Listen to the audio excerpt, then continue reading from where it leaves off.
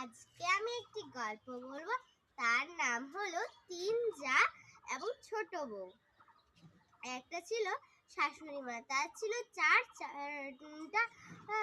ছেলে। তো চারটা ছেলের মধ্যে তিনটা ছেলের বিয়ে হয়ে গেছিল, আর একটা ছেলের বিয়ে হওয়া বাকি ছিল। তো সে এবার ঠিক করলো তার ছেলের বিয়ে দিবে।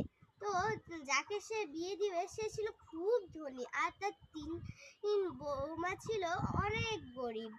তো তিন যা ছিল খুব ভদ্র স্বভাবের। তো বড় যা ছিল সবচেয়ে ভালো, আর মেজ সেজ তারাও ছিল খুব ভালো। দিয়ে শাশুড়ি মা তাদেরকে খুব একটা পাত্তা দিত না।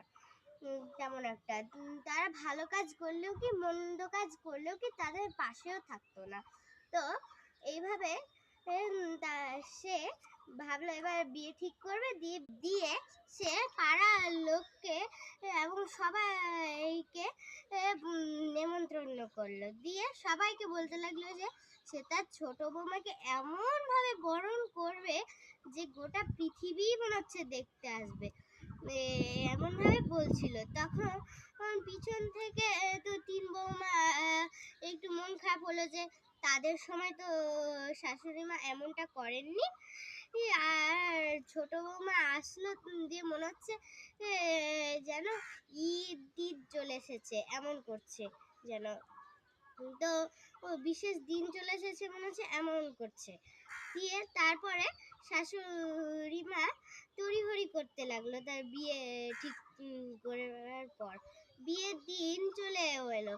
দিয়ে এবার তারা আর থেমে না থাকলেও অনেক কাজ করলো। সে কি তাদের জন্য এনেছে নাকি?